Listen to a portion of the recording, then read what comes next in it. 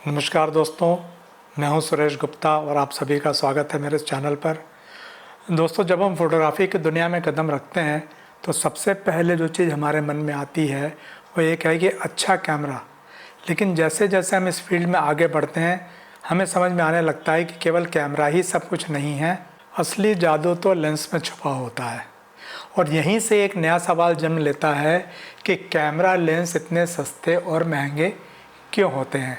तो एक ही कंपनी के दो लेंसों में हज़ारों या लाखों रुपए का फ़र्क क्यों होता है। क्या वाकई महंगे लेंस अपनी कीमत वसूलते हैं या सिर्फ ये ब्रांड का खेल है। तो असल में लेंस की कीमत उसके अंदर इस्तेमाल की गई तकनीक, glass quality, design, aperture, focal length, image stabilisation और बिल्ड क्वालिटी जैसे कई फैक्टर्स पर निर्भर करती है। तो मैं आपको एक एक करके इन सभी बातों को विस्तार से समझाता हूँ। तो सबसे पहली चीज़ आती है लेंस का अपर्चर। किसी भी लेंस का अपर्चर जिसे हम एफ नंबर या एफ स्टॉप कहते हैं, यह दर्शाता है कि लेंस कितनी रोशनी को कैमरा तक पहुंचने देता है। मान लीजिए आपके पास दो लेंस है, एक है नाइकॉन का F50 f1.8 और दूसरा आपके पास है नाइकॉन का ही 50mm f1.2। दोनों ही लेंस की फोकल लेंथ 50 mm है, लेकिन पहला लेंस सस्ता है और दूसरा लेंस बहुत महंगा है। इसकी वजह यही है कि f1.2 वाला लेंस बहुत ज़्यादा रोशनी पास कर सकता है, जिससे आप कम रोशनी में भी बेहतरीन फ़ोटो ले सकते हैं और बैकग्राउंड ब्लर यानी बूके भी बहुत शानदार मिलेगा। ऐसे लेंस बनाना एक्चुअली बहुत कठिन होता है क्योंकि इसके अंदर के ग्लास एलिमेंट्स बहुत बड़े और एक्यूरेट कटिंग वाले होते हैं। तो दूसरी चीज़ है लेंस के अंदर इस्तेमाल किया हुआ ग्लास और उसकी क्वालिटी। हर लेंस के अंदर कई ग्लास एलिमेंट्स होते हैं, बहुत सारे ग्लास एलिमेंट्स का जो कॉम्बिनेशन होता है उसको मिला के ही एक लेंस बनता है, चाहे वो प्राइम लेंस हो चाहे वो जूम लेंस हो। और उन्हें बहुत ही एक्यूरेसी से डिज़ाइन किया जाता है ताकि इमेज में कोई डिस्टॉर्शन, क्रोमेटिक एब्रेशन या फ्रिंजिंग ना आए। महंगे लेंसों में ईडी यानी कि एक्स्ट्रा लो डिस्पर्शन, स्फेरिकल एलिमेंट्स और नैनो कोटिंग जैसे एडवांस फीचर्स होते हैं जो इमेज क्वालिटी को एक नई ऊंचाई पर ले जाते हैं। उदाहरण के लिए कैनन का RF85mm f1.2L लेंस बहुत महंगा होता है क्योंकि इसमें BR ऑप्टिक्स और ब्लू स्पेक्ट्रम रिफ्रैक्टिव एलिमेंट्स इस्तेमाल हुए होते हैं, जिससे कि इसका शार्पनेस, कलर कंट्रास्ट और बैकग्राउंड ब्लर बेहद शानदार होता है। देन तीसरी चीज़ आती है लेंस की फोकल लेंथ और जूम या प्राइम लेंस का फ़र्क। आमतौर पर लोग समझते हैं कि जूम लेंस महंगे होते हैं, लेकिन यह हमेशा सही नहीं होता। यह प्राइम लेंस जो कि एक फोकल लेंथ पर आधारित होता है वह भी बहुत महंगा हो सकता है। उदाहरण के लिए सोनी का 135mm f1.8 GM लेंस एक प्राइम लेंस ही है, लेकिन इसकी कीमत करीब 1.5 लाख रुपये है। इसकी वजह इसका अपर्चर, इसकी ग्लास क्वालिटी, बोके रेंडरिंग और फोकस स्पीड, ये सारे मिला के इसकी कीमत को बढ़ा देते हैं। दूसरी तरफ सोनी का अगर 55-210mm का f4.5 to 6.3 लेंस लेने जाएंगे तो वो आपको बहुत ही कम कीमत पे मिल जाएगा, लेकिन उसकी क्वालिटी, उसका अपर्चर और लाइट कैप्चरिंग पावर जो है थोड़ी सी लिमिटेड रहती है। अब चौथी बात आती है इमेज स्टेबलाइजेशन की।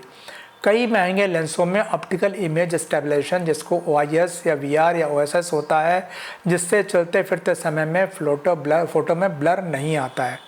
निकॉन का 72-200mm f2.8 VR2 लेंस इसका एक बेहतरीन उदाहरण है। यह लेंस महंगा है क्योंकि इसमें बहुत एक्यूरेट स्टेबलाइजेशन सिस्टम है जो हैंडहेल्ड शूटिंग को भी बहुत आसान बनाता है, ख़ासतौर पे वीडियो शूटिंग या शादी की भीड़-भाड़ में। अब बात करते हैं ऑटो फोकस टेक्नोलॉजी की। महंगे लेंसों में फास्ट और सटीक ऑटो फोकस मोटर्स होते हैं, जैसे कि USM यानी कि अल्ट्रासोनिक मोटर्स कैनन में या SSM supersonic wave motor Sony कैमरों में। ये मोटर न सिर्फ तेज़ फोकस करते हैं बल्कि एकदम साइलेंट भी होते हैं, जिससे कि जब आप वीडियो शूटिंग करते हैं तो इसमें किसी प्रकार की कोई भी आवाज़ रिकॉर्ड नहीं होती। वहीं सस्ते लेंसों में DC मोटर और माइक्रो मोटर इस्तेमाल की जाती है जो धीमी और थोड़ी सी नॉइज़ वाली होती हैं। इसके अलावा एक और बड़ा कारण होता है लेंस की बिल्ड क्वालिटी।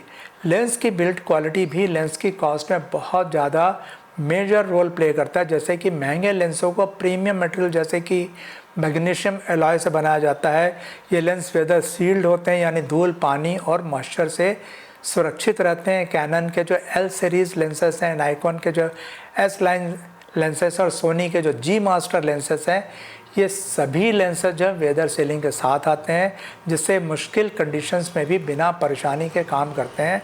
दूसरी तरफ सस्ते लेंस भी आते हैं जिनकी बॉडी प्लास्टिक की होती है, जिनमें जल्दी टूटने या ख़राब होने का खतरा रहता है। डेफिनेटली इस तरह के लेंसेज की इमेज क्वालिटी में बहुत ज़्यादा फ़र्क नहीं आता है, लेकिन इनकी जो लाइफ होती है, इनकी जो लाइफ एक्सपेक्टेंसी थोड़ी सी कम होती है एज़ कम्पेयर टू जो महंगे आपके जी लाइन या L line S line series के जो लेंसेस होते हैं। अब एक लेंसेस में एक दिलचस्प पहलू और आता है कि लेंस के अंदर की इंजीनियरिंग और उसके अंदर जो R&D जो होती है उसमें कितनी लागत लगी हुई होती है। जितना एडवांस एक लेंस होता है उतनी ही ज़्यादा मेहनत उसको डिज़ाइन करने में लगती है। एक हाई क्लास लेंस को बनाने में कई सालों की रिसर्च लगती है, तब जाके एक फाइनल लेंस आपके सामने आ पाता है। उदाहरण के लिए सिग्मा ने अपना 35mm f1.4 आर्ट लेंस बनाने में करीब 4 साल की R&D की थी, ताकि वह कैनन और नाइकॉन के लेंसों को टक्कर दे सके।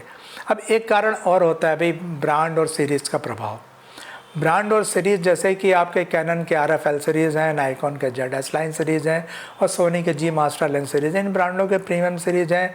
इनकी जो ब्रांड नेम है और इनका जो प्रीमियम क्वालिटी जो लेंस है, तो डेफिनेटली इसमें प्राइस तो ज़्यादा होगी, लेकिन साथ साथ में इसमें बेहतरीन परफॉर्मेंस भी आती है, इसीलिए इनकी कीमत ज़्यादा होती है। लेकिन उसी ब्रांड में जैसे नाइकॉन हो, चाहे सोनी हो, चाहे कैनन हो, इन तीनों ब्रांड्स में आपको सस्ते लेंस मिल जाएंगे, जैसे कि कैनन का RF50mm f1.8 है या नाइकॉन का Z50mm f2 है, जो बहुत सस्ते हैं लेकिन फिर भी अच्छी क्वालिटी देते हैं, ख़ास तौर पे बिगिनर फोटोग्राफर्स के लिए। अब एक बात और भी है कि महंगे लेंस अक्सर फुल फ्रेम कैमरों के लिए बनाए जाते हैं। बात सही है, जितने भी आपको महंगे और प्रीमियम लेंस मिलते हैं वो सारे के सारे फुल फ्रेम कैमरों के लिए डिज़ाइन किए जाते हैं, जबकि सस्ते लेंस ज़्यादातर क्रॉप सेंसर कैमरों के लिए डिज़ाइन होते हैं। फुल फ्रेम लेंस में सेंसर को पूरी तरह कवर करने के लिए बड़े ग्लास एलिमेंट्स चाहिए होते हैं, जिस कारण उनका आकार, उनका वजन और उनकी प्राइस भी बढ़ जाती है। उदाहरण के लिए नाइकॉन का 24 to 70mm f2.8 lens full frame कैमरे के लिए है, जिसकी कीमत करीब 2 लाख रुपए के आसपास आती है, जबकि उसी कंपनी का DX 18-140mm f3.5 to 6.3 lens सिर्फ 35,000 रुपये में मिल जाता है। तो बेसिकली इसके अलावा थर्ड पार्टी के और भी लेंस है, जैसे कि सिग्मा है, टेमरॉन है, ऐसी कंपनियों में भी आपको कम कीमत में अच्छी परफॉर्मेंस वाले लेंस मिल जाएंगे। तो बेसिकली सवाल ये उठता है कि आपको लेंस कौन सा लेना चाहिए। देखिए, जब आप मार्केट में लेंस लेने जाएंगे तो आपको सस्ते लेंस भी मिलेंगे, महंगे लेंस भी मिलेंगे। सस्ते लेंस का मतलब ये नहीं है कि उसमें क्वालिटी अच्छी नहीं आएगी, क्वालिटी सस्ते लेंस में भी आएगी, क्वालिटी महंगे लेंस में भी अच्छी आएगी। फ़र्क सिर्फ दोनों में थोड़ा सा लाइफ का होता है, थोड़ा सा शार्पनेस का फ़र्क पड़ सकता है, उसकी जो कोटिंग होती है उसमें फ़र्क आ सकता है। लेकिन आपको अगर बिगनर स्टेज में लेंसेस खरीदना है तो मैं आपको कभी एडवाइस नहीं करूंगा कि आप 2 लाख, 2.5 लाख, 3 लाख वाले लेंस खरीदिए। शुरुआती दौर पे, ख़ास तौर पे जब आप स्टार्टिंग करते हैं, तो आप चाहे सोनी का ले रहे हो, चाहे नाइकॉन का ले रहे हो, चाहे सिग्मा का ले रहे हो, सोनी, नाइकॉन या कैनन किसी का भी ले रहे हो, आपको प्राइम लेंसेज जितने भी हैं, चाहे वो 50 mm के हों, चाहे वो 35 mm के हों, चाहे वो 85 mm के हों, ये आपको 20 से लेके 50-55 हज़ार तक की रेंज में मिल जाते हैं। अगर आपने DSLR के लिए लेना चाहा है तो आपको 10 से लेकर 25 हज़ार तक की रेंज में मिल जाएंगे। अगर आप मिररलेस के लिए लेने जा रहे हैं तो 25 से लेके 50 हज़ार की रेंज में एक 50 mm या 35 mm का लेंस मिल जाएगा। अगर आप 85 mm का प्राइम लेंस लेने जाते हैं तो हो सकता है वो आपको 60-70-80 हज़ार के आसपास का मिलेगा। तो ये जितने भी जो तीनों लेंस बताए हैं, तीनों ही लेंस आपको ख़ास तौर पे वेडिंग फ़ोटोग्राफी में बहुत ही ज़्यादा काम आते हैं। आप इनमें से कोई सा भी लेंस आप अपने एक जो आपने मेन अपना लेंस लिया हुआ हो, चाहे वो 18-140 का हो, चाहे वो 24-70 का हो, चाहे वो 70-210 का हो, जो भी आपका लेंस हो, उसके साथ साथ में आप एक प्राइम लेंस रखिए अपने पास। आपके वेडिंग के जितने भी प्रोग्राम्स हैं, जितने भी इवेंट्स हैं, जितने भी रिचुअल्स हैं, उसका आप बहुत अच्छी तरीके से, अच्छी शार्पनेस और अच्छे ब्लड बैकग्राउंड बुके इफेक्ट के साथ इन प्राइम लेंसेज से ले सकते हैं। उसके बाद आपके पास अलग अलग वैरायटीज़ के जूम लेंस होते हैं, जैसी आपकी नेसेसिटी हो। ये आपको 24-70 के भी आते हैं, ये आपको 24-200 के भी आते हैं, ये आपको इवन 14-50 के भी आते हैं। अलग अलग मिलीमीटर की फोकल लेंथ में आते हैं, अलग अलग एफ नंबर में आते हैं। जैसी आपकी रिक्वायरमेंट हो, जैसी आपकी पॉकेट गवारा करती हो, उसके हिसाब से आप लेंस ले सकते हैं। और एक चीज़ मैं आपको ज़रूर बता दूं कि जब भी लेंस अगर आप कोई ख़रीदने जाते हैं तो उसकी परफॉर्मेंस के बारे में ज़रूर जान लीजिए, क्योंकि आपको पहले से अगर आपको लेंस के बारे में जानकारी नहीं है तो खाली फोकल लेंथ और एफ नंबर देख के लेंस के बारे में नहीं समझ में आएगा कि आपके लिए वो लेंस फ्रूटफुल होगा या नहीं होगा। तो एक तो ये है कि जब भी आपके इस तरह के जो इंटरनेट पे जो ब्लॉग्स होते हैं, चाहे वो अमेचर फ़ोटोग्राफ़र्स के लिए हों, चाहे वो प्रोफेशनल फ़ोटोग्राफ़र्स के लिए हों, बहुत तरह तरह के रिव्यूज़ आते रहते हैं। यूट्यूब में भी अच्छे अच्छे ब्लॉगर्स के बहुत सारा रिव्यूज़ आते हैं, आप उसको देखते रहिए।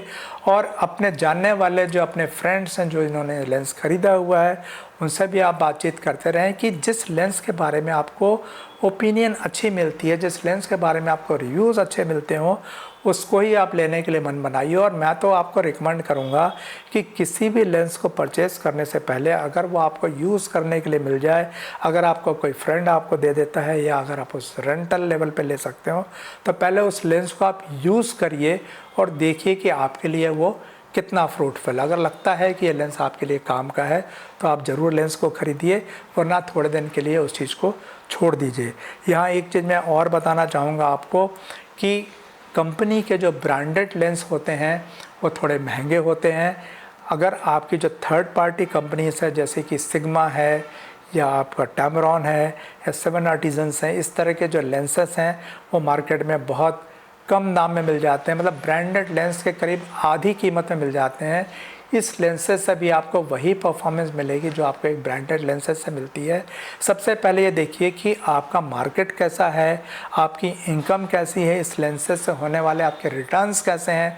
अगर आपको लगता है कि शुरुआत में आपको इससे बहुत ज़्यादा रिटर्न्स नहीं मिलेंगे तो मैं आपको कभी भी बहुत महंगे गैजेट्स लेने की सलाह नहीं दूंगा। लेकिन आपको अपनी फ़ोटोग्राफी भी अच्छी रखनी है, कंप्यूटर से बराबर आपको अपना काम करना है, तो आप उस लेवल के थर्ड पार्टी लेंसेज यूज़ कर सकते हैं। इवन आप सेकंड हैंड लेंस यूज़ कर सकते हैं। इन लेंसेज से आप अपना काम शुरू करिए और जब आपका काम उस लेवल पे पहुंच जाता है, जब आपकी इनकम उस लेवल पे पहुंच जाती है, तो आप अपने लेंसेज को अपनी ज़रूरत और मार्केट के हिसाब से अपग्रेड कर सकते हैं। तो दोस्तों, मैं समझता हूँ कि लेंसेज के बारे में आपकी जो भी जिज्ञासाएँ थी, आपको जानने में थोड़ी मदद मिली होगी। अगर आपके ज़बान में और कोई भी सवाल है तो आप मेहरबानी करके आप हमसे कमेंट बॉक्स में पूछिए, हम कोशिश करेंगे आपके सवालों का आंसर करने के लिए। और अगर आपको इससे रिलेटेड कोई और भी क्वेश्चन है तो आप कमेंट बॉक्स में ज़रूर लिखिए, हम आपके प्रश्नों का जवाब देने की कोशिश करते हैं। तो दोस्तों, आज के लिए सिर्फ इतना ही। मिलते हैं अगले वीडियो में फिर किसी नए टॉपिक के साथ। तब तक के लिए नमस्ते, जय हिंद।